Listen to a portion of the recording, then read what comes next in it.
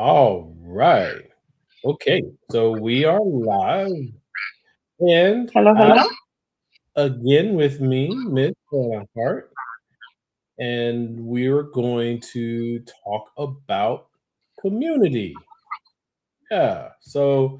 Um, I'm not very good at the wordsmithing thing, so I always have a professor with when I think I'm trying to say something like, "Oh, we'll talk about the concept of community." And I'm like, well, dude, what is that? Like sociology 101, you know. So I'm not. I already know my labels, my titles are not YouTube friendly. So it's just what it is. Um, I guess I should have said something like, "Is the world doomed because community has failed?" or something. But welcome, Anna. That's a lovely introduction. Thank you. Good to be here with you, and I'm looking forward to just being able to, I love to ask questions. I love to understand where other people are coming from, and also with community. Let's dive into it. That right now my a few of my neighbors, so like I could walk to their houses kind of thing. um we are trying to, in a similar vein as Minneapolis, we're trying to make our own sorts of communities and be ready and connected when something is going to come down, because we do have ice in our uh, area. Not that it's gotten very close to where I am because I'm not right in Seattle, but I'm about 30 miles outside as the crow flies. So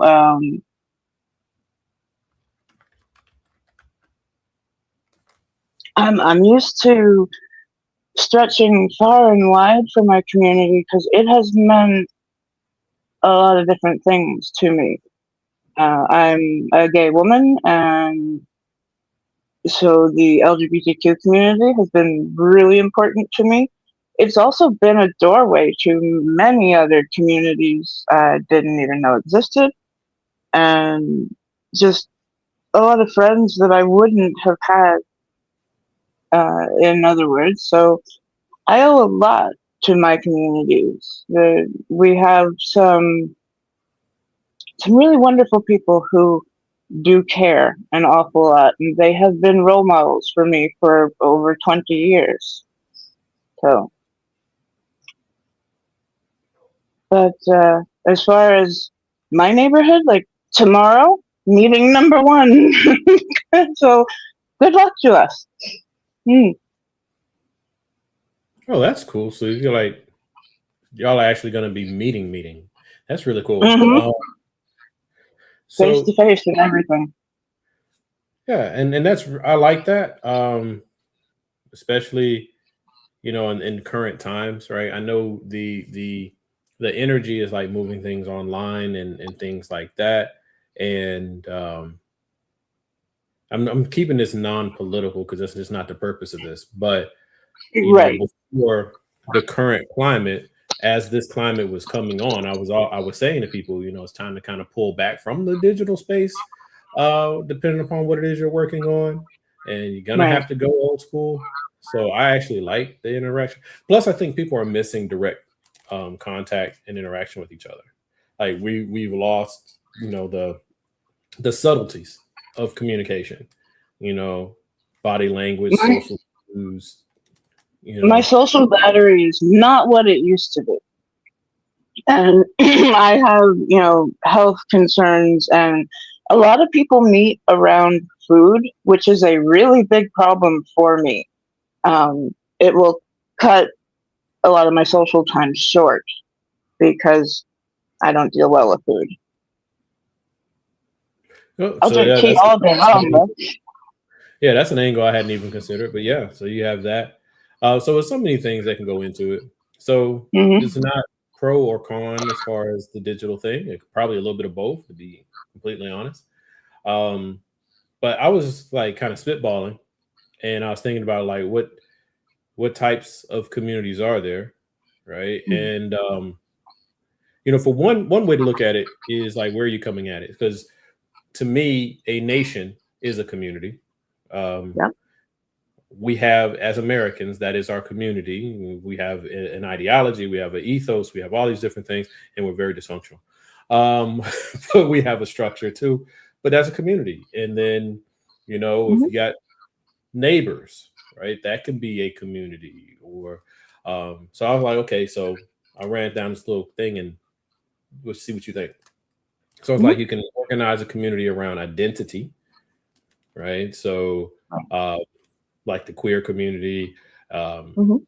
the American Black community, the diaspora Black community, right? You can Disabilities. get disability. There's so many different like what Mhm. is it that how you identify, and then building around that, right? And then Mhm. there's ideology, of course. So, you could have like the socialist communities, or you could have the what's that? The anarchist community. Yep. Mhm.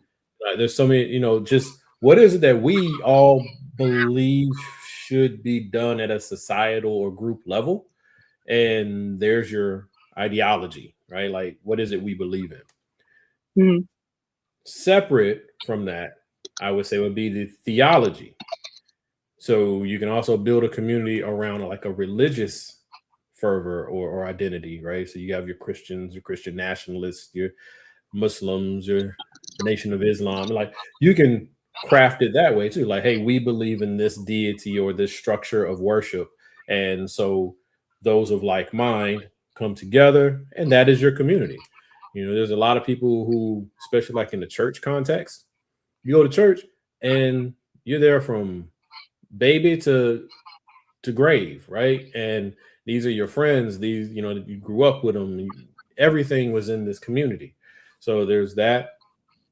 And then there's like I was thinking about like what you were just touching on. So like a reactionary or mission based, which is different Mhm. than theology, different than ideology, right? So like um, ideology to me would be maybe along the lines of I want to build a community that focuses on all aspects of the individual in the family unit, and we're kind of walled off in a manner of speaking, or we're like a club, and this is how are we organize ourselves. But then you have like the reactionary or the mission based one, which is more like we are a protest group, right? We Mhm. are opposing this thing, or we're trying to push for this particular policy or thing. So we only exist for this purpose. This is the only reason we exist. And but we have a shared idea, and we're trying to work through that. Um, I can't think of any other ones. I guess there's definitely are. Maybe cartoons. I don't know. Well, how many does a community make? Like, if you have one other person, are you a community around something? I don't know if that I would be qualified to say yay or nay. Now, so to me, Mm. so yeah, we'll do that. So I'm not playing a lot of like cop out things. So to Right. me, um, a community is like three or more, right? Because if it's just me and my friend, that's kind of it's like a group.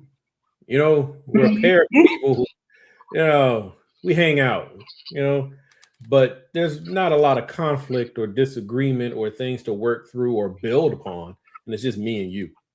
But once you start adding more personalities, um, I would think that would be the nucleus of a community. Uh, Okay. and then it kind of grows from there because now you got to put structures in. And that's where I think community differs from just being like a social group, because you start putting a structure together. How do we fundraise? How do we, what projects are we going to take on? What are the rules that we're all agreeing to basically function. Engagement. You know, Hmm. what do you think? I definitely do agree because just in my experience of making a support group, we have become much like a community. We have anywhere from 10 to 14 of us, and it's a lot um,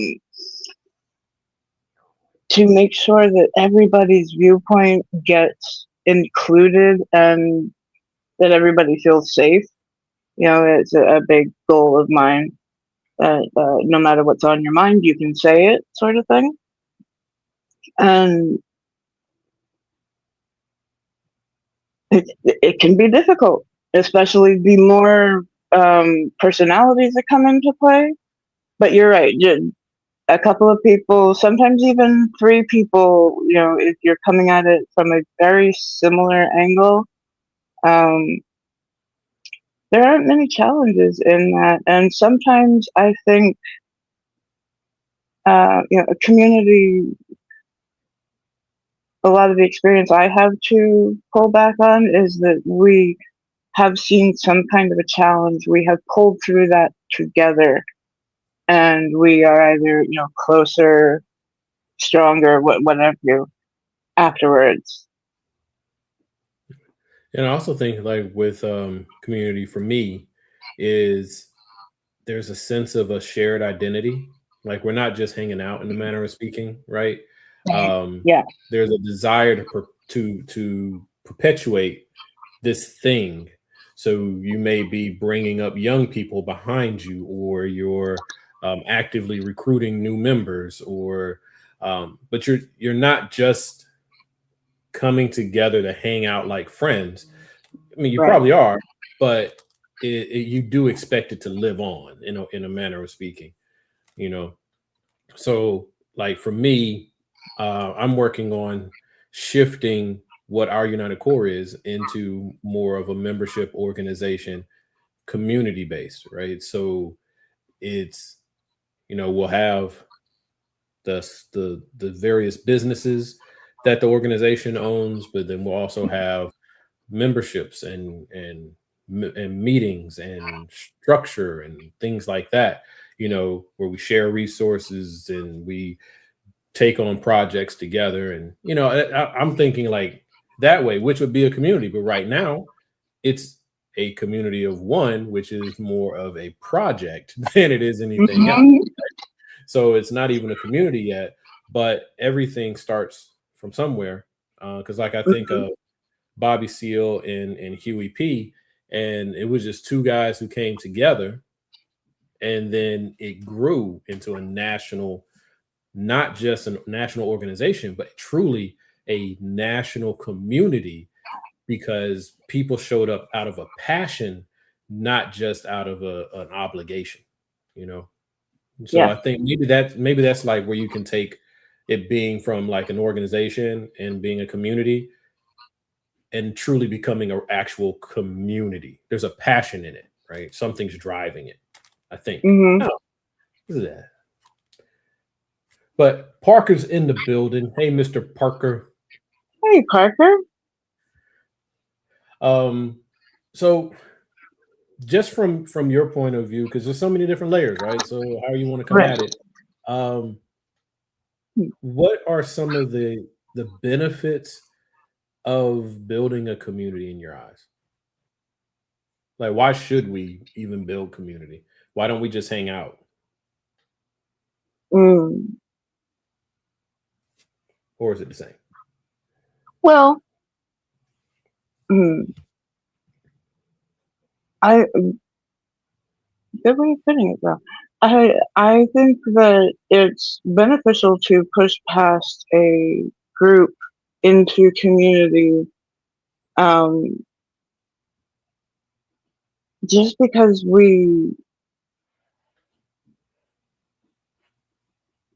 I think we can get awfully bored, and you know we keep on uh, either throwing the same things around or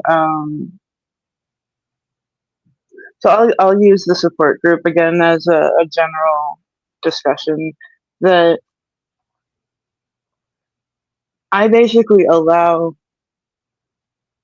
all kinds of conversation to come in, but it has to have some kind of a connection back to disability and how our goals are to help each other with our learned experience out in the real world, so we can look back on some either tough times or just a time we didn't have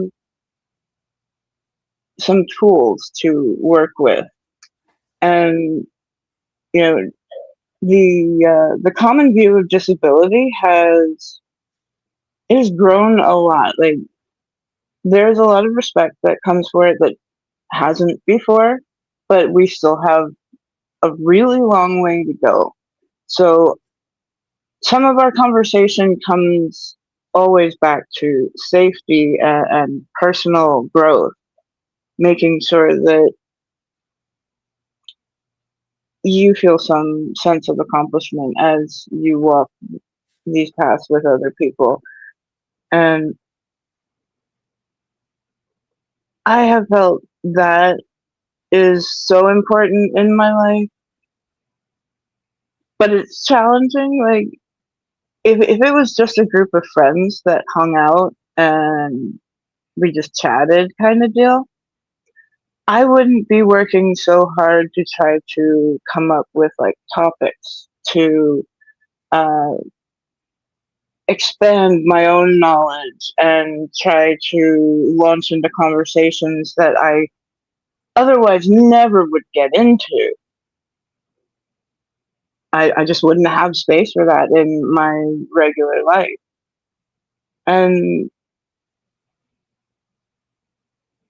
so, back to the bigger topic, what the importance of it to me is the challenge. And like, as I mentioned, my social battery is it's not what it used to be. I used to be able to sit out for hours, talk with other people. Since the pandemic, we all felt a shift happen, and for years we didn't do the general practices that we had all those years before. And you and I grew up in Gen X, where it wasn't just always we get on the internet and that is connecting. So I know I kind of went all over there, but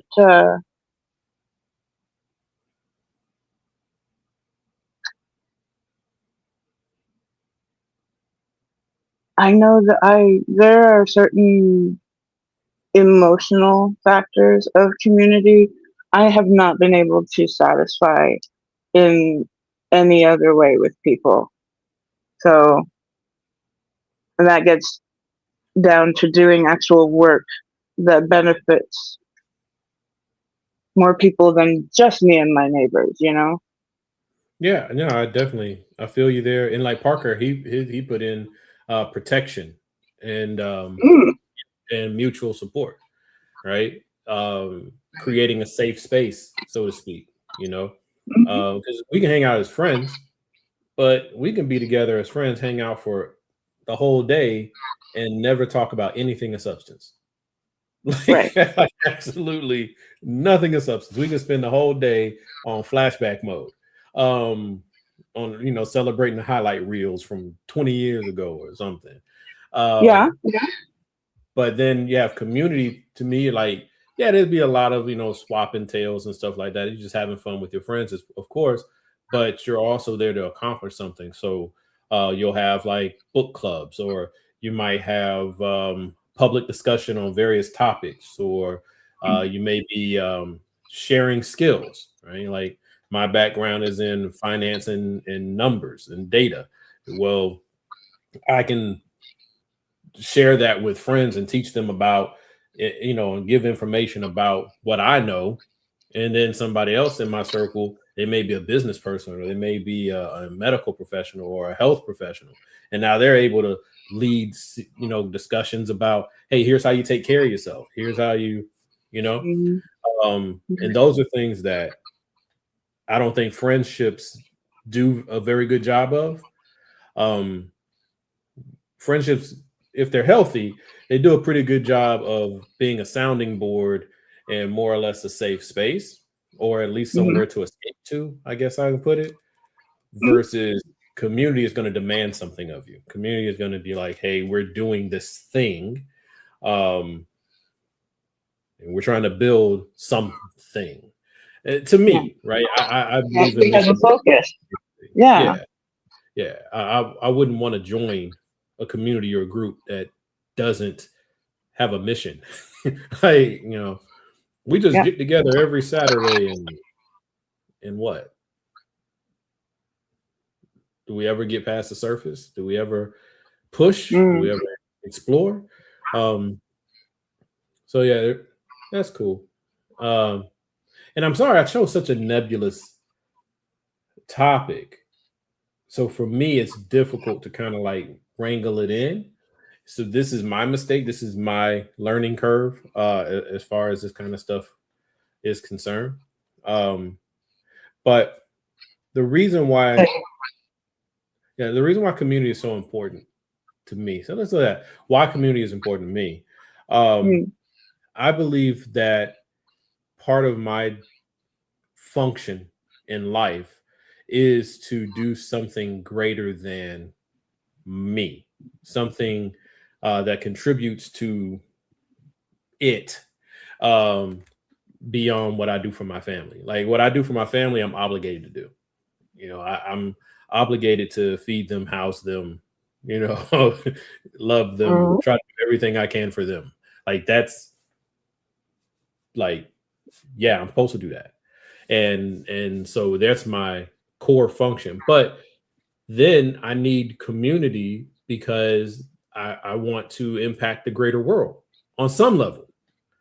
Mhm. Whether the greater world is just your local community, as a traditional sense, local community, businesses and homes and families around you, Mhm. um, or if it's in a church or whatever. I just think that you're supposed to give something of yourself to others, and I I think do. community does a good job of helping you do that.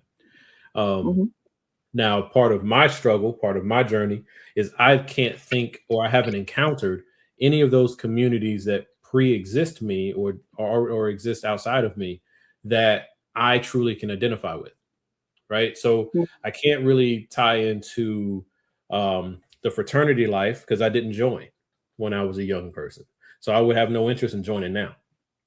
Right. And I church isn't really my thing because church says in order to be part of this community, you must accept this leadership and this dogma. And I don't have a problem I don't have a problem following leadership. In fact, unfortunately, I'm too good at following leadership, but I have a problem with dogma, right? Yeah. Um, you can't construct a fantastical tale and then tell me that you must accept these fanciful things,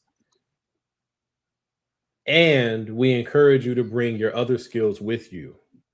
So that creates a conflict for a person like me because I challenge everything. So Mhm. you're not going to tell me that some guy rode off in the sky on a horse, or that there's three people, that's one person, and I have to accept that first, and then I can help teach young men in the church how to be better fathers and better husbands. Like that, so I couldn't find my fit there. Um, Mhm. and then there's like political and social things like the NAACP. I tried to, Mhm. join that, and good organization just didn't fit me. So couldn't hang in there. So now I was like, okay, well, I guess I got to build my own. And then you end up where I am now with the challenge of being an introvert and and a loner and trying Mm, to build a community that's not a natural play for me. So now it's like, how do I engage with people to learn more about things? And you were the first one that came to mind to me because I know you are actively working with people and in communion with people. Um, mhm, so if you were willing, or if you have any ideas that you could share with someone out there who is wanting to find community, mm. any tips, any pointers? A lot of times, those of us who we have a community where we leave some um, trails so that you can come find us. Like, because in support groups, we stay pretty not secretive, but quiet for a reason. You know, usually we have people who come in by a reference, like, hey, I have this person. They say that you guys were great, and I'd really like to try and join next time. So a lot of reaching out happens on the internet now. There are still, you can print up flyers, put them out into local like grocery stores. There's still all the stuff that we could do, but you're just not going to reach people like that. Like you are going to reach them now um, online. The question is, how many people do you want to reach? How fast? And what is your shared goal? So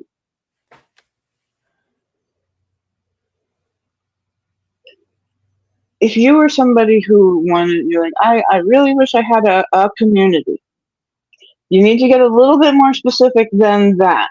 You know, and you're checking in with yourself. Ask, what kind of a community am I looking for? Is it one of those that you were mentioning in the beginning? Is it an identity? Is it a theology? Is it, um, do I Like a need some self help? yeah.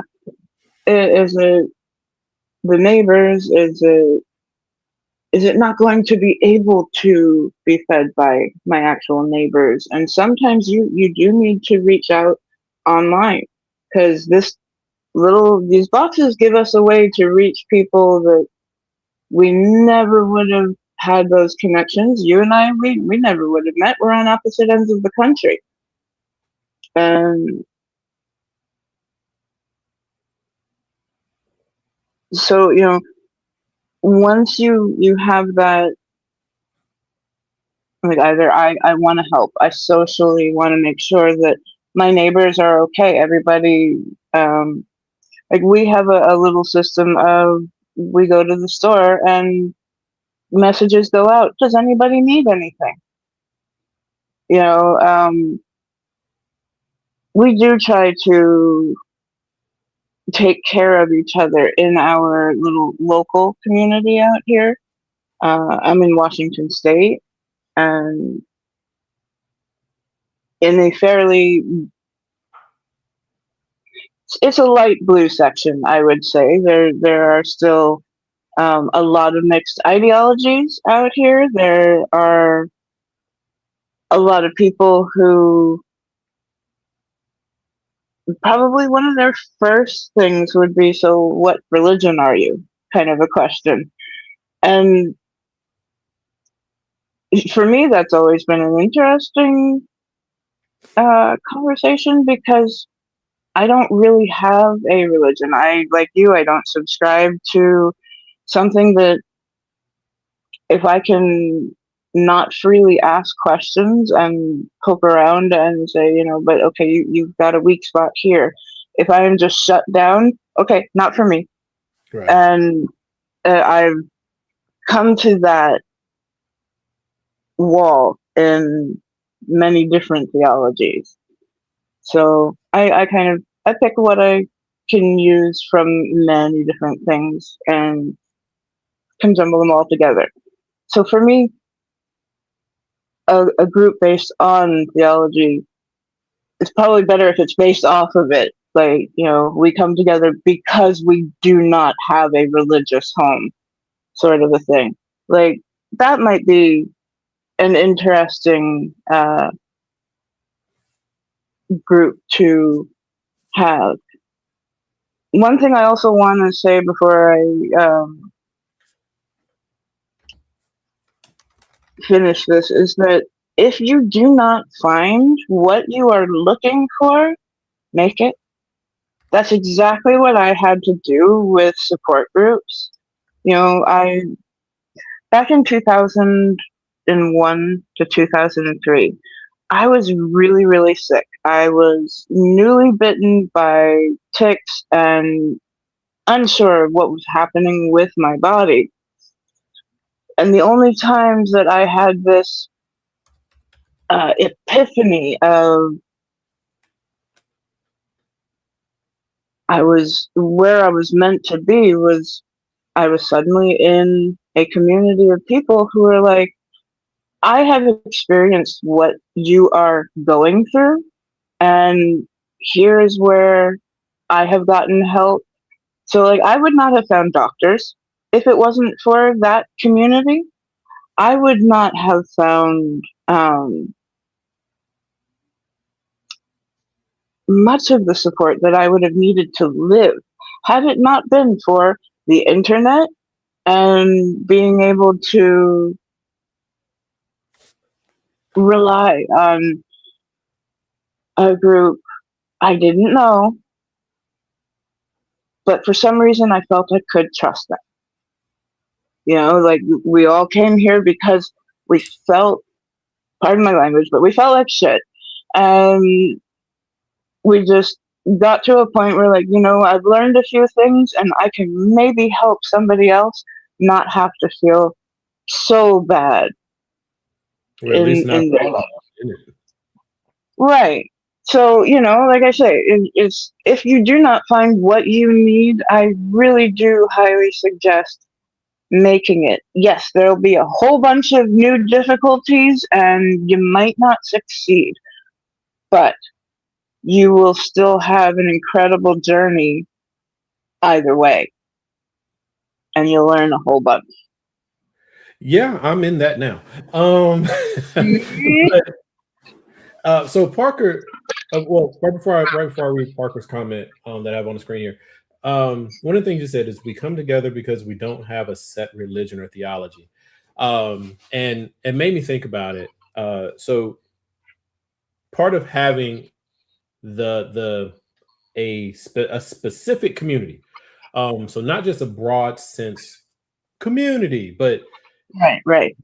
the deer and tick Lyme disease community, right? It's a Mhm. subset within the disability community Yep. with this kind of shared experience, right? So Yep. it's in its inclusivity, it is also exclusive as well, right? So it's you know Yes. it's not like, not to put words in anything, but it's like you don't come in this um as a blind person who does not have deer and tick Lyme disease, and then it's Mhm. assert that we must now center blindness in this. No, we welcome you as a member of the community of those who dealing with disability, but Mhm. that is this, right? This is for this purpose. Welcome. Maybe you learn something, maybe you can teach us something, but Right. And there are ways that I can immediately say that there are tick infections that mess with our neurology and with our eyes. So I would immediately try and make that person feel like they have a place with us, a possible place. But it would be greatly up to them and whether they could uh, respect the focus. and then how tight do you want the reins to be? um so like you could say it's kind of broad, right? Let's just use Hmm. religion. You say you're a Christian, then you're a Christian. Okay. um depending upon what denomination you decide to try out or attach yourself to, they may have a few, ipsos provisos that you need to clear, right? Like you may have to do a public baptism, or you may need to take communion, or whatever it is, right? So those things can start narrowing the scope a little bit, but you are a Christian. You are now part of the Christian community because you said so. Mm-hmm. Or you can have it more tight where you say you're a Baptist. Okay, well, since you're a Baptist, well, do you hold to this set of orthodoxy? Do you narrow it in some, and does this set of teachings and interpretation fit you? If it does, then you're a Baptist. If it does not, then you might be a Christian, but you ain't a Baptist, right? so so it's like you're inclusive, yet you're exclusive at the same time. And I Mm-hmm. thought about that because weird pivot, but one of the things, next week's video, we're going to be talking about creating a new third party. So that's a political thing. Mm. And when you had said, we come together because we don't have a set religion or theology, and I'm like, well, that's kind of like my premise for the new third party. We come together because we don't consider ourselves Democrats. We don't consider ourselves Republicans. We don't consider ourselves, whatever. What we consider Right. ourselves Americans, and so we're going to define what it is to be an American and what Americans are entitled to and deserve and should be working toward. Right. So now Mm-hmm. it's broad because it can pull from all the other parties, but it's also narrow because we do have these beliefs. We do have this commitment on what we're after and what it looks like, so that you can draw enough of a distinction for someone to decide, well, this isn't the community for me, just as much as they can decide this is, right? Mm-hmm. 'Cause it's too broad, too bland. I think it makes it impossible for someone to truly know where they belong, Yeah. and then it creates room for a lot of dysfunction and infighting. Um, you'll never get Yes. away from that, but it makes it Mm-hmm. easier. But here's Parker's comment. Okay. Um, Practical things like weather events is a reason why community is important. Reflecting on recent months, things like major ice storms that affect everyone reminds you how valuable community can be. Oh yeah. Yeah. So this is where I truly believe this is where we're headed. We're headed there out of necessity, which is a really poor substitute for planning and intentionality. But we're supposed to be. This goes back to what it is to be an American. But anyway, as Americans, we're supposed to be able to rely on our government to help us address things that are bigger than the individual. Yep. Okay. That's why we come together as collectives. That's why we pay taxes. That's why we, speak the same languages, and why we follow the same general rules and all. By Yep. coming together, by going from individuals to a village, to a town, to a city, to a state, to a country, you're pulling it together so that you can, have the shared benefit and the shared protection, right? Mm-hmm. Mm-hmm. And so now we are in this phase where the government and enough people who are active, who are politically active, have decided that the government should not help with things like natural disasters, Right. um, things like a certain degree of human rights. Um, because like by making women's autonomy a state's issue instead of a national right, that's right. That's a breakdown to me. Yep. To me, right?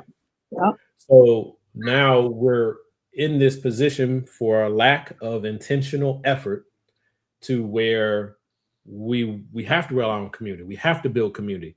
When we have these hurricane events and things like that, you see people getting their boats out of their garages, and people getting their ladders, and and Monday through Friday, this guy's a school teacher, but here's a storm and he's got his boat and he's going to come out there and he's going to try to help his neighbors. And after about one or two rotations of that, you now have a small community that this event happens, we rally to it, right? Um, Mhm. to me, that's a reflection of the breakdown of the national identity, but Yeah. it's also a great reflection of the strength of the individual in small communities, right? Mhm. Mhm. Um, but yeah, if nobody's gonna come to help you, you got to figure out how to help yourself. And once you look at that, this is almost like unwinding human development over time, right? We're like going backwards. But if I was a sheep herder, I was really good at raising sheep, Mhm. right? Yeah. But that doesn't mean that I knew how to like make clothing, Right. Do you shear? Do you weave? Do you? right? There's so much. Mhm. So I can shave the sheep and I can shove it into barley sacks or something and cut some Mhm. holes in it. And now I have a sweater, maybe itchy, terrible, horrible sweater with bugs eating me up. Oh. Or I can go to Anna, who has learned the skills of taking the raw wool, cleaning it, texturizing it, doing all the things that need to be done, and Mhm. weaving it together into a shirt, right? Right. So that Right. is the individual linking with another individual. You're blending skill sets, you're trading amongst each other. Now you have an economic system, you have a social system, you got a, all these things happen. That's community. A community Yes. builds out of that. It's just a shame that here we are in 2026 and we're going backwards to get to that. It's just bizarre. And I hear a lot of people say, like, yeah, I don't know where to start. I would love to dip my toe into community. And I will often try to turn them around towards, okay, we have three really huge things that we are always told are needs: clothing, food, and shelter. How in one of those groups can you get involved? Do you like construction at all? Do you like to build things? Do you like to knit? Do you crochet maybe? Those kinds of things. There's a big community out there that is just waiting to kind of pounce on you and say, "Yeah, you belong over here." Because there are people who they've already been doing this for decades. So I like that because that hits really close to home for me on some of the things that I've worked on over the years.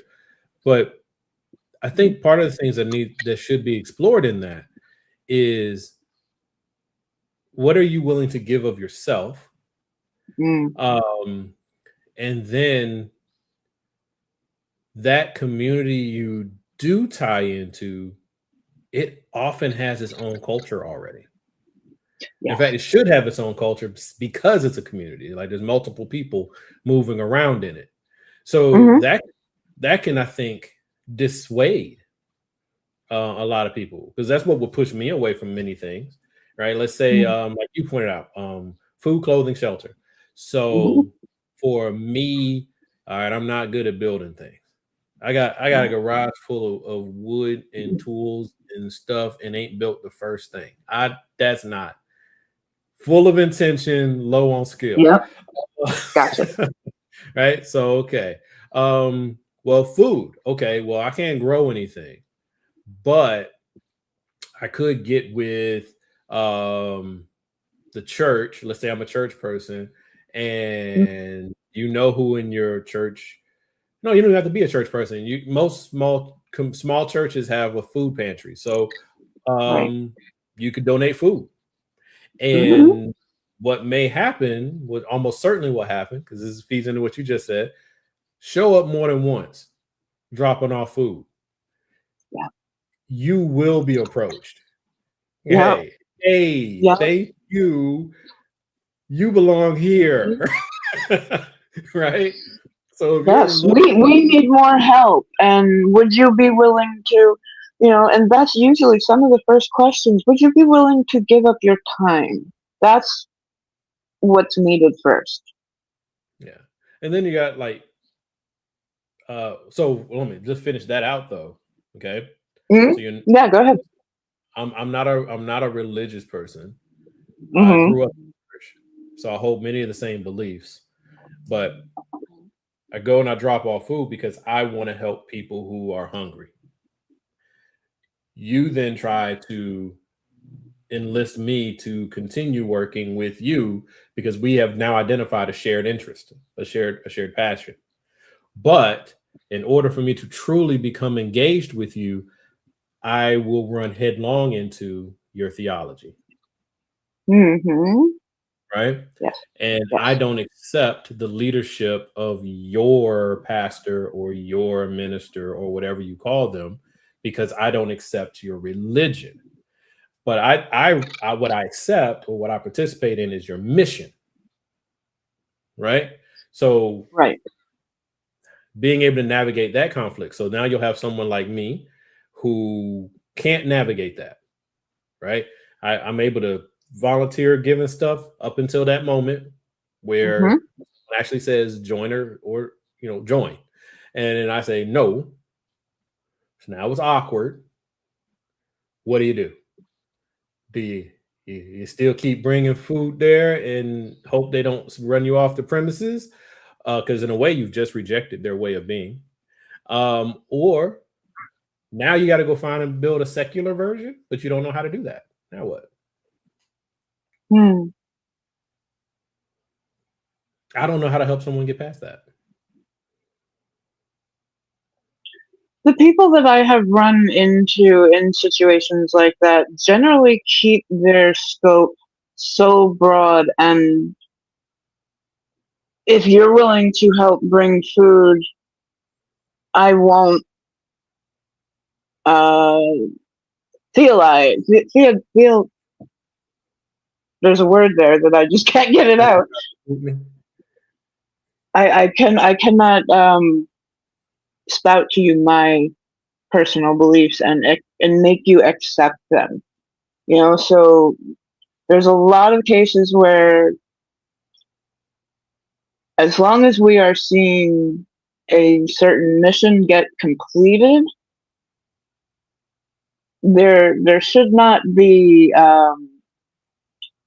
hey, I need you to come join my society in order to help my community. I Right. In guess order to it's. continue supporting. I think this is why I look for a non-theological group, because I would not know what to do with that pressure either. That would And it turn won't me be it off. won't be aggressive or mean spirited. But it will be clear, right? Right? Because their purpose for coming together is their religious faith, and they're doing these outreach functions as a performance of their faith. So then Hmm. you are engaging not out of a faith, but it's still a belief system. It's just not a faith-based belief Right. system. So you Right. have this commonality that brings you two together, Hmm. but the core of what each of you are is now in conflict, right? Hmm. And I think if you extrapolate that out, I have a sneeze coming. I hope it doesn't hit me. But if you build out from there, I see that as being part of the reason why we can't really get a lot of good things done in this nation, in this country, because, um, like you've heard me say before, I don't care if a person is a racist, right? Okay. I just don't care. Okay, um, Hmm. you hating me because I'm black, that's your problem. You being able to hurt me because I'm black, that's my problem, right? Okay. Yes. so So I don't care what your belief system is. I care about what your actions lead you to. Hmm. So in that regard, I should be able to work with a racist whose kid goes to the same public school that mine does, because we both want the kids to have the best education and the best childhood and be safe as possible. But my secular view of, hey, people just people, we just here for the kids, and then your view of people are not just people, but I'm here for the kids. How do you get past that to accomplish the thing? Right? Because there's some things that are just too heavy um, to move around, you know? Right. So it's like that's where it gets so confusing to me how you can function in any way outside of being an individual, right? Because as an individual, you can move in all these spaces. Yeah. But as an individual, you can't accomplish much of anything, Right. right?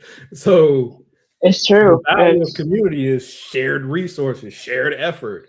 hmm But the difficulty of community is it inevitably falls under its own weight. So then you have to start putting these rules in and these structures to try to shore it up. And then the rules become more important than the people that the rules were set forth for. yes. Who that's actually a place that I'm in and discussing heavily with the other facilitators of my support group, our support group, I should really say, um, that we do have general rules. Like if someone is speaking, you do not interrupt. There are ways that you can signal that you would like to speak, and we can, ask somebody to either wrap that up or bring somebody else into the conversation as the facilitator, and but every once in a while there are people that come in and they just really like to check whether a rule will work and will it work for them, more importantly. So I think because it was always important to me to check, are rules good? Are they good for me? Is this something that does protect me, or is it just something that holds me back? I was taught to question things from a very young age, that it's okay. And so I do understand the way somebody new could come in a quite a challenging and a brusque way. Um, but what I would try to say to them, I would try to pull them aside and say, so what are you looking to get out of a group like this? Are you needing to talk? Are you needing to hear things? Are you just looking for some ideas? Get an idea of um, they're the core of what they're looking for, and then try to gentle them as much as possible, and to work with their patience as much as possible. It doesn't always work. It can be really tough, but that's one of the things that a leader does have to do. They're going to have to work with so many different types of personalities and try to get them to all braid into a single mission. So here's the cool thing about it, because this is a rehash of something we talked about way, way back. I don't even know how long ago it's been. Mm. But I ended up knowing one of your friends inadvertently. But it was when we were having the discussion um, about like the anarchists and stuff like that. Yep, thought so. Yep. And so when I think about the life cycle of community, because I overthink everything. Sorry, I do, and it gets in my way because sometimes I'll kill something before I've had an opportunity to truly give it birth, right? hmm Because I've already thought about the baby, thought about the pregnancy, thought about the infancy. I didn't raise the thing up. It's now 95 years old and dying on its deathbed, and it's never been launched, right? Because I've Right. already pressure tested it to oblivion, right? Um, hmm so when I game it out, everything says to me there's no point in starting a community because ultimately every community must fail. Um, Simply because of reality is how life is, right? So, uh, case in point, okay, let's say I start a community and I'm very intentional that I may be the founder, but I am not the owner of this thing. I am not some spiritual leader or anything like that. Okay. I'm Mhm. like Bobby Seale and Huey Newton, right? This Huey P. Newton. Mhm. This is my thing, and we're going to build it out because we want to protect our community. And first, it starts as we want to protect our community, and it's from the standpoint of increasing vigilance and making sure that abuse does not go unobserved, right? But Mhm. then more people start to join. Well, now the organization needs to be able to feed people, right? Because Yep. they're devoting energy to this thing, which means they're not able to go work these other jobs. So you need to be able to support this thing you're growing. So, like for me, you have other businesses that you start and you're able to hire people, and then some of the money from the businesses come back to the organization. Like I have a structure for that too. All right. So you got Mhm. that. Cool. But then you also have rules, right? So, like for me, it's a safe space. So I'm not saying you can't argue, you can't curse, you can't fuss. That's fine. That's human. But physical violence is an absolute no-no, right? Right. So now you got to control for that. Okay, so do you partner with local law enforcement so that their members or their visitors or they have some form of communication and oversight? Well, once you do that, now you've invited into surveillance and everything else. So that's a problem. Yeah. Do you create your own, like you get with the men and women of the organization, because everybody has different skill sets, and Mhm. you might say, okay, well, we operate in a certain locale or vicinity, so we make sure that we interact with the families and we interact with the kids and things like that, and we carry a weapon, or at least we're trained in basic martial arts or whatever, or so we can diffuse situations and things like that. Okay, well, now what happens when someone pushes the envelope? You got to you got to be able to control that. So now you're setting these rules up. You're setting up all these barriers. You need to, but what happens when you have someone who they come from, because we built this community because we want to help the community, right? Right.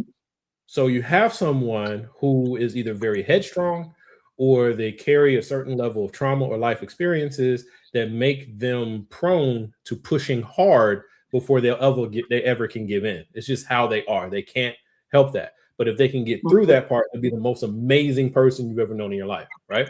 Right. But Right. they don't know how to get there yet. So they need your organization, they need your structure, they need the everything you got going on to help them get there, but you got to wrestle them first, But they right? push. Yeah. Yeah. Yep. Okay. So you can do all these different things, and let's say it all works out wonderful. All works out wonderful. Okay. One day I have to go. That's Mhm. what life is. Yeah. Either I have to go because I'm no longer up to the challenge, or my clock ran out. Either one, right? Mhm. Can the organization survive the loss of its founders and And still then retain find it. Yeah. its mission? That can be difficult. Mhm. And if it makes it past the first loss of its founders, it's gonna most likely be a much weaker version once you get past the second round. Because now you're 18, 20 years down the road. You've been raised in it. You didn't choose it. Mhm. Unless Does it you've built such a decentralized uh, version of leadership, it's going to rely on that one person usually, who is that enough of a pillar, I guess, to make the building, right? No, that's very difficult. A good example of this, Mm-hmm. Chick-fil-A, right? Chick-fil-A, you had Truett Okay. Cathy. Truett Cathy was the founder of Chick-fil-A. Mm-hmm. And he wound into his business model. We're not open on Sunday. Now, the reason why he wasn't open on Sundays for religious reasons. He believed Mm-hmm. that was Sabbath. This is the time for family. This is the time for church. Okay, we can make our money Monday through Saturday. There's plenty of days to make your money. One day a week, we ain't got to do this. Okay. Mm-hmm. Yeah. While he was alive, worked out fine. It became Mm-hmm. so much the part of Chick-fil-A that it remains today, because if they were to ever open for the seventh day, the rest of the community would be like, you're not different no more. And I don't want to, right? Like literally, Chick-fil-A being open on Sunday would cause it more damage than anything it did with respect to the LGBTQ community. Mm-hmm.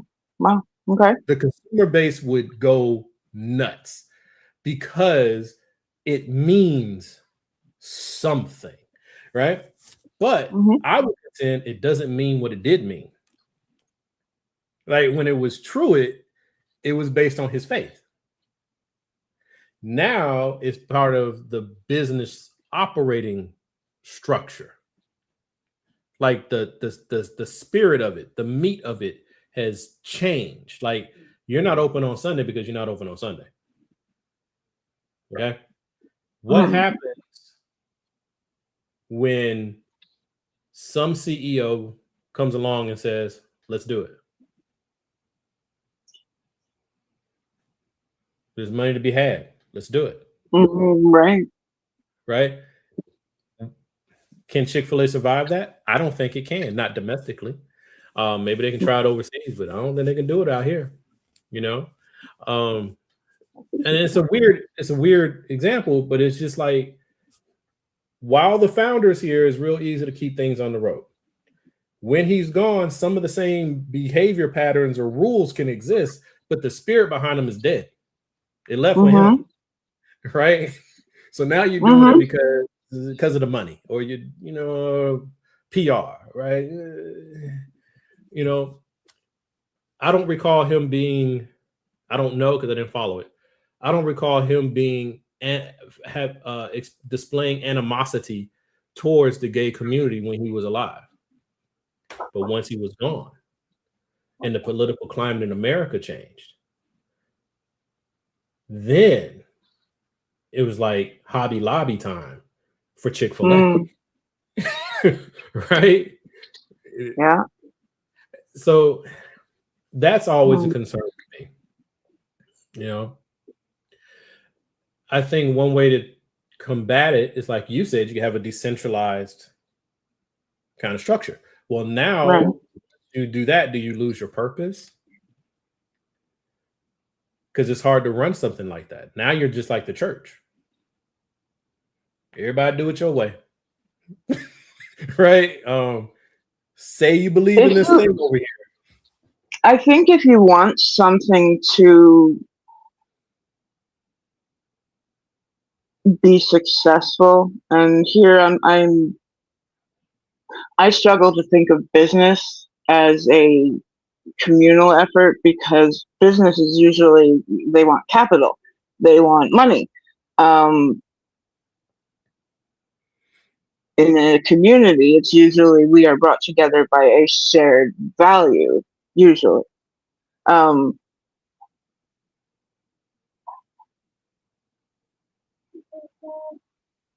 I think capitalism can ultimately come in and turn a lot of different communal works into just a venture business.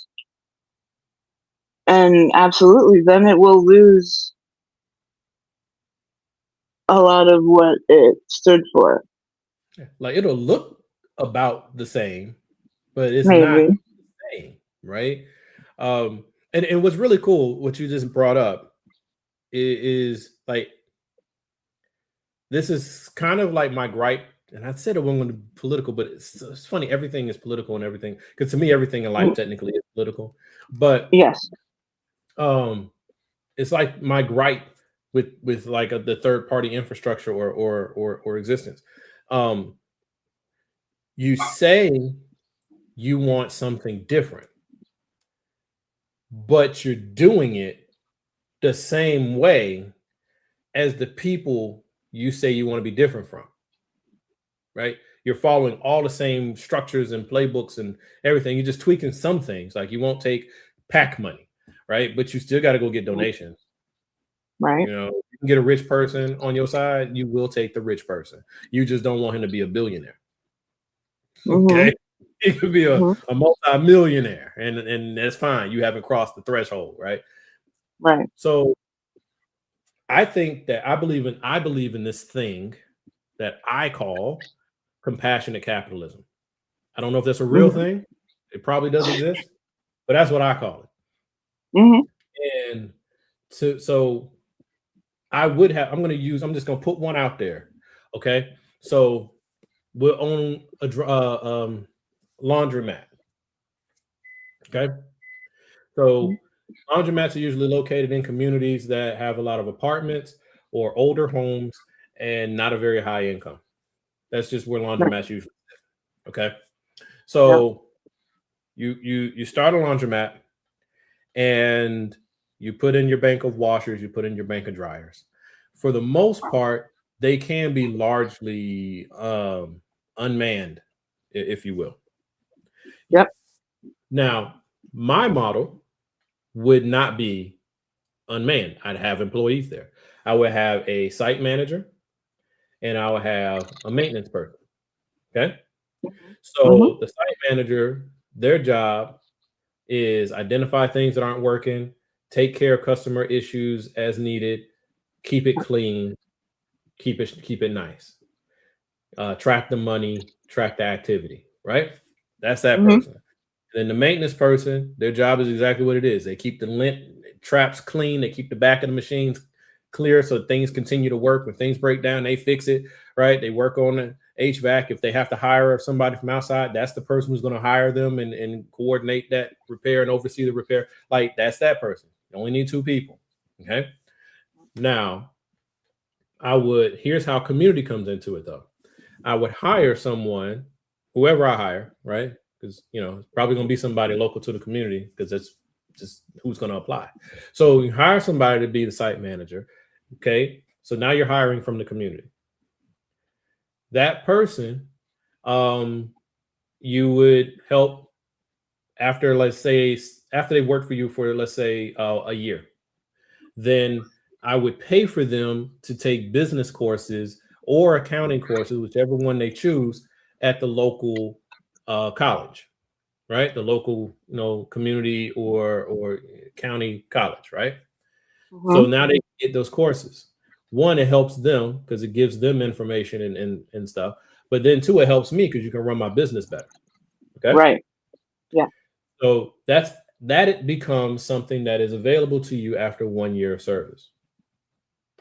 You don't have to pay for any of it. I'm paying for it.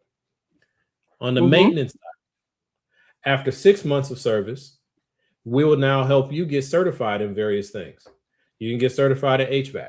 You can get certified in plumbing. You can get certified, whatever it is that whichever lane you want to travel in, we will help you get certified there.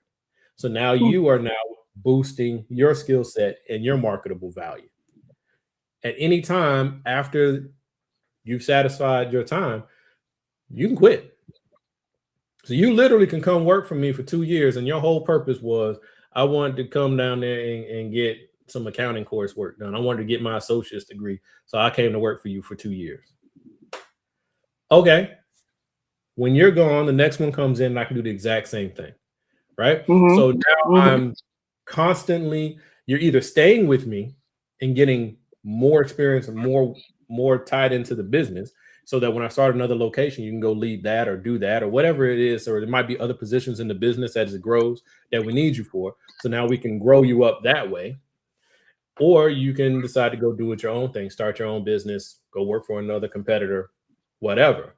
Right. So Mhm. this is how you can be capitalistic, but you're also serving your community, right? Yeah. Because I Mhm. don't care if you quit, but once you quit, you can't come back. Right. So Okay. that's one of my personal foibles. I'm sorry, it's the way I am. I hold that way in relationships. I hold that way in business. I'm the same cat no matter where you look at me. So you decide to leave, go with go with Todd or go with God, whatever one you want to go with, but you can't come back here. Okay. Hmm. Okay. But All right. while you're here, we're gonna take care of you. Your We're gonna set you business. all right. Now, the business itself, a portion of its business proceeds does two things. A portion of the revenue comes backwards to the organization, right? The OUC. That allows us to do things like helping people with the rent, helping people with their prescriptions, helping people, all the outreach things that we believe in, helping kids with things. Right. Um, right. So each business I own, a portion of the revenue comes back for that. The other thing it does is we take, let's just say, 20% of the profits, whatever the profits are, Mhm. whatever 20% of the profits, every employee of that business gets an equal share of that 20% of profit. So every employee is profit sharing. Okay. Now, how well you take care of our customers, how well you take care of our business, how well you do with our business directly comes into money in your pocket. Are you Mhm. making the same money I'm making as the owner? No. Are you making the same money the district manager, whoever's making? No. Right? You have a different job set, but they don't Right. get any more than you do when it comes to that profit. Y'all getting the same $10 or $2,000. Okay. Mhm. Now that way you get that going. Our normal capitalist system does not allow for that. That's not how it works. You have to Oh. start your business as a mutual company in order to do anything like that. But that's a choice. These are choices. So, like you were saying about capital, and I'm not trying to put any words on you. So I want to Mhm. point more towards like many of our compatriots on the left. They think capitalism is this evil thing. And capitalism isn't evil. It's just a thing. It's a structure, right? But people have chosen to weaponize it in such a way as to hurt others in order to benefit from it. And I don't agree with that. So my Yes. model is actually a hybrid socialist capitalist thing, you know? Mhm. So like, what do you think as far as that when it pushing back towards, what capitalism does or whatever? If capitalism was able to use a communal, um,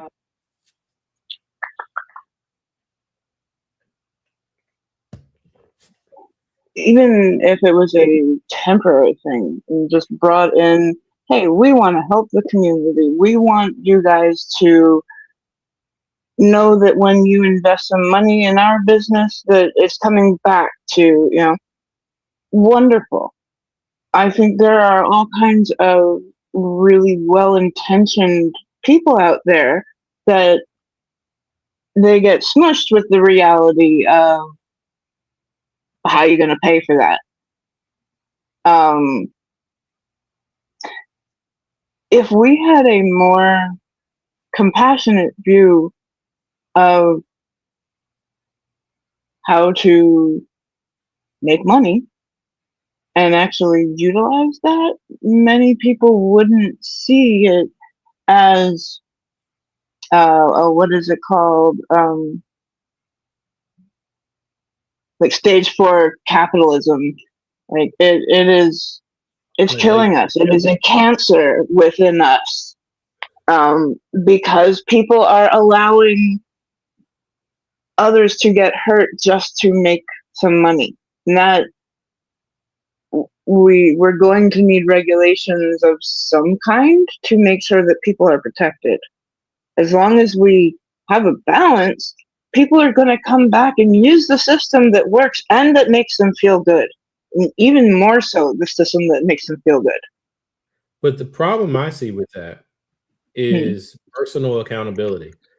Hmm. The people who cry the loudest about it, in my opinion, are not engaged and have no skin in the game. So they look at it as what's being done to them, and they're not looking at what needs to be done differently, right? So, and I Right. understand because it's a huge issue, right? It's America's been Americaning for a long time, and it picked it up from its parents in Europe, right? So I Hmm. get it, but who writes regulations? Congress. How serious do you take who you vote for in Congress? By and large, we don't take it very serious. We really don't. Hmm. Right. Even those of us who pay a lot closer attention now than we used to, we still don't take it quite as serious because we'll still latch onto a personality or a broad ideology. And then if someone detracts from it in any way, we'll toss them over. You're the darling today and the devil tomorrow. Well, there's no strategy in that. You're not going to get towards what you're trying to get, and what you will get instead is a very cynical group of people in office, which is what we have, who dance the dance and sing the song to get in, and then they just do what the last person did because there's nothing to stop them now, right? Um, Right. so the quality of the candidate, I think, is where we have to start, and I think that a lot of times we as voters and as citizens, we like to think that we would do it somehow different, Hmm. but odds are very high. No, you wouldn't, because you would now be faced with whatever those pressures are.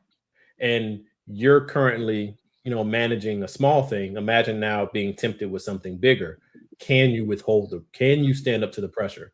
Can you be perfect in Right. every moment like you require these people to be, right? So that's one issue. Bring it closer to home, businesses. Um, I don't know how to do it because I've never taken the effort to do it, but I would challenge me and I would challenge people like me and who have these types of opinions about how businesses are. Well, what's to stop you from going to I'm just going to say the wing spot. So you go to the wing spot, right? Wings and fries, right? Just a restaurant. Oh, gotcha. So you go in there and you're like, hey, um, I've been shopping here for a while, but I noticed that everyone who works in here, they don't really look like the people who are in your lobby eating here, right? Like, why is it that everybody behind the counter is black, but all of your patrons are white? Are you not hiring from the local white community that you take all your money from, right? Like, how are you giving back to the community? Now, usually it's going to be the inverse of what I just said, but it's the same thing, Well, right? right. So if you want the businesses to contribute more to your local community, are you asking them to do it, or are you just expecting them to do it? So if you ask them to do it, now they can let you down, or they can tell you what they are doing.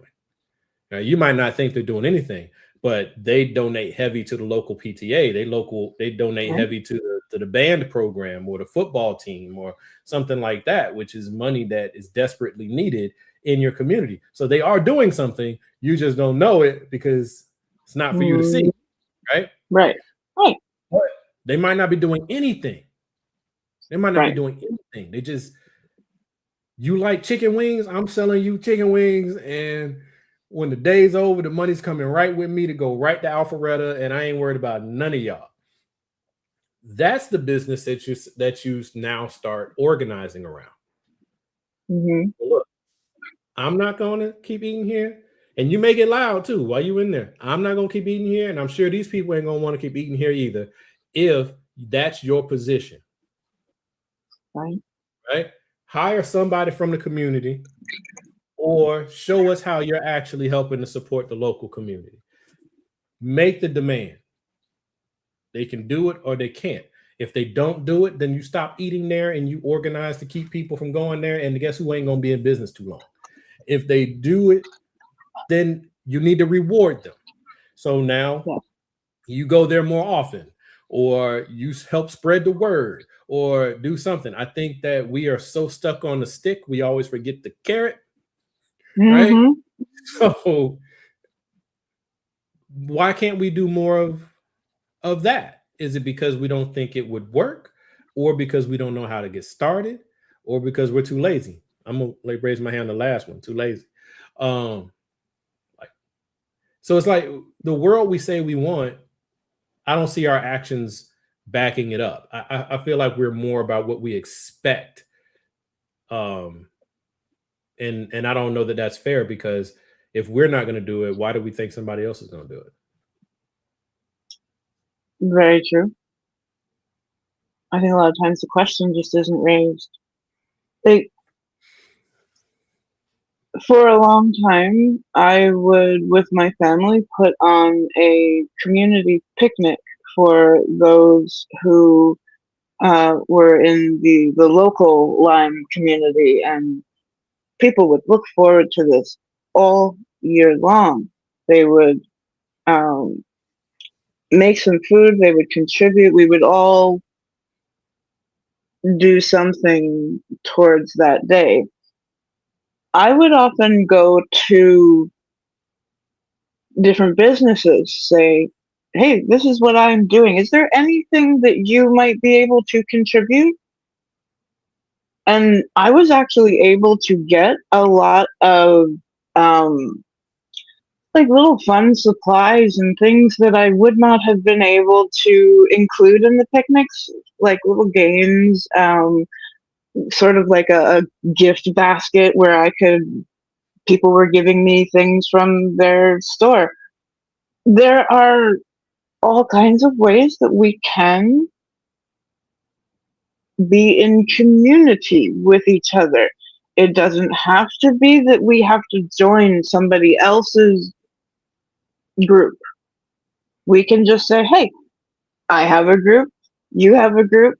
Is there any way we can mutually benefit? Um, it took me like 6 years to really to have somebody start to suggest, hey, have you gone to some local businesses? Have you given them a chance to work with you? And usually when I would go, they'd be so happy. And because it was a brand new connection that, and I would be happy if there was a little bit you could contribute.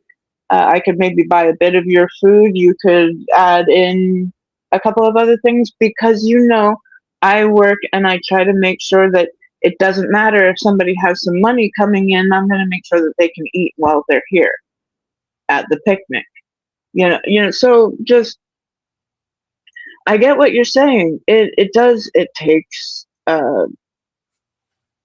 first of all the idea, and to remember that we can actually rely on each other. And it also takes that quite often the most scary thing is right before we open our mouths to actually put an idea out there and let it uh,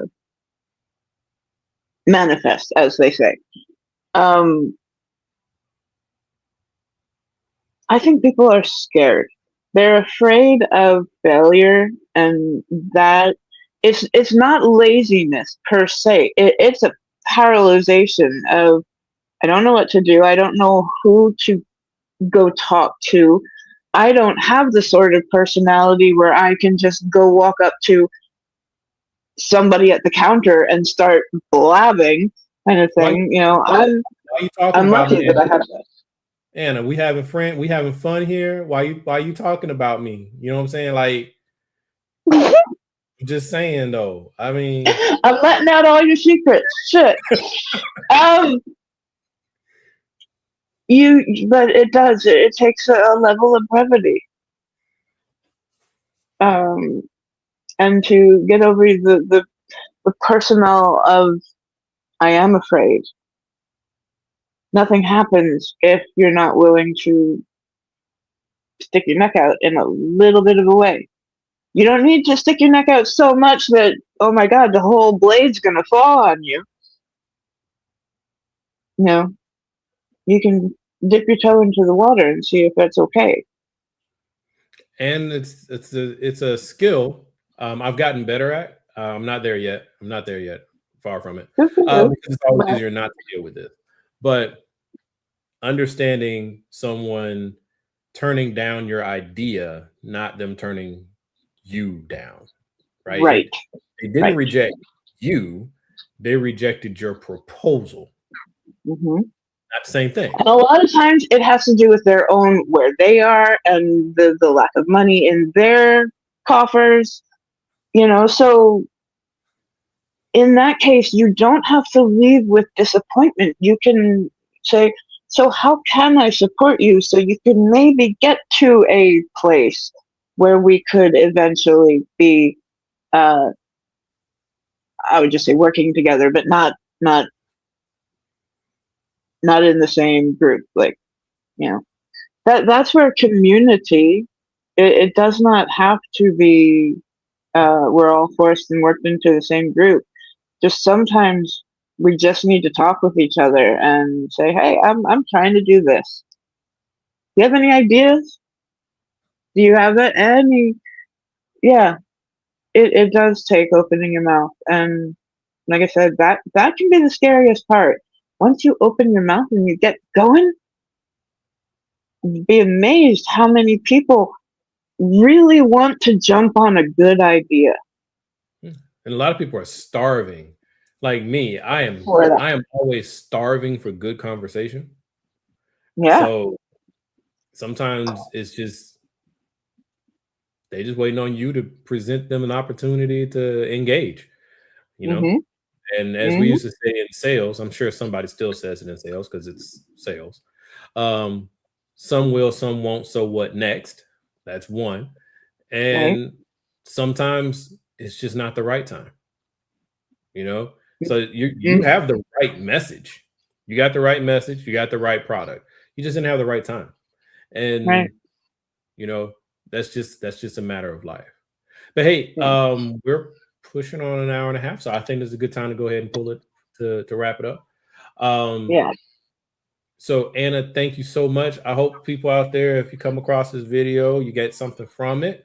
I did, and I just didn't expect Anna to just like out me like that. But it's okay because that's my sister. Oh, Um, God. but Anna, go ahead and tell them anything you want to tell them about yourself. um, well, as you can see, I'm a person who wears like many different hats in my life. I've come to many different communities, and I have had a lot of different needs during my life, from health, from sexuality, from lifestyle, from um, just happiness. So I would just say you can find me at borreliaetc. The website is written in on the bottom of my box here. And if you ever wanted to talk, this goes to anyone out there. If you had an idea you wanted to run by, let's talk. You can always contact me off of the site, and I may not have all the answers for you. In fact, I definitely won't have all the answers for you, but I'm always really glad to have the conversations, and I'm always so thankful to engage with people who are wanting to look into just that next layer, not just the surface value. That's me. Thank you. And Mhm. then I'm going to make this a completely unrelated PSA type of plea Go for for it. anybody out there. Oh, wait. Oh, oh.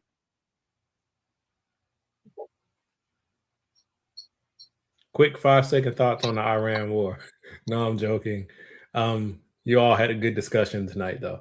Yeah, Parker, I intentionally was trying to stay away from Yeah, the politics.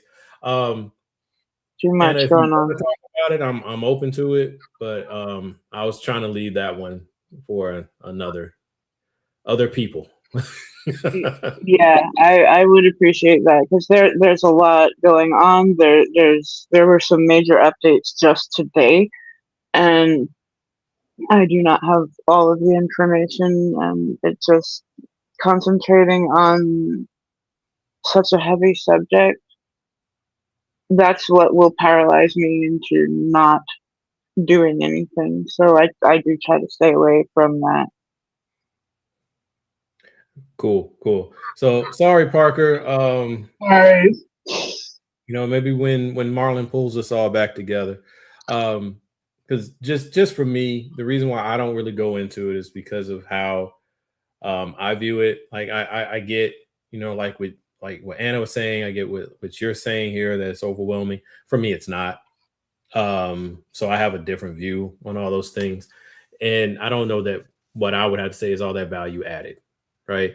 Mm, So I'll leave it to those who are really more into it and are following it closer. yeah. Because I just don't feel that I could really do this justice. Um, so that's why I'm not doing like that type of political commentary.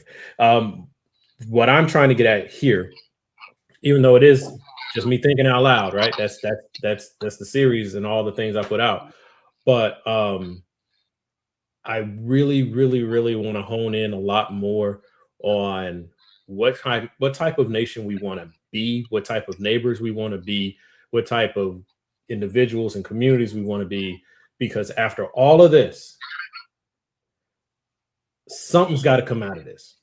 And how are we going to be positioned as we come out of it? Or as we go through it. We don't know how long we're going to be going through it. So Right. how do we continue to build and shape our minds and shape our energy to accomplish something?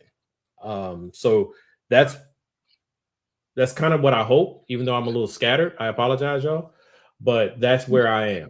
Right, I'm not.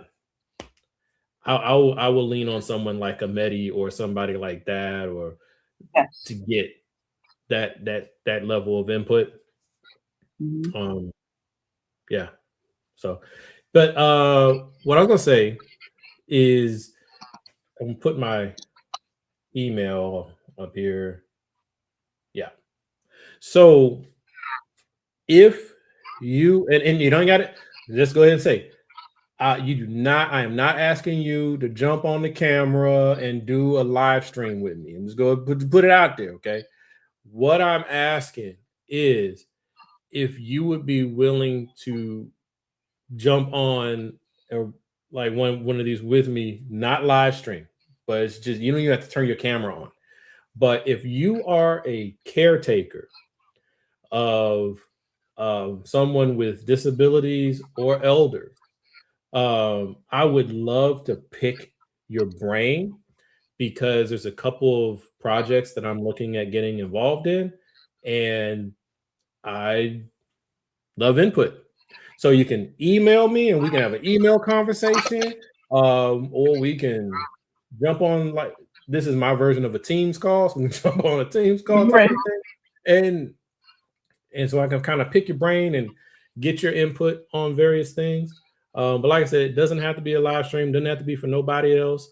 It could just be, us talking and you helping me figure some things out, because um, I have loved ones with serious disabilities, and there are resources for persons with disabilities. Um, they're not always easy to get to, and they're Right. certainly not always affordable. But what I think, which is where I'm interested in you guys' point of view, what I think is there's just not enough resources for the caretakers. I totally So, agree. so just want to pick your brain a little bit. But complex mind, simple man at gmail.com. Drop me a line. Love to talk to you.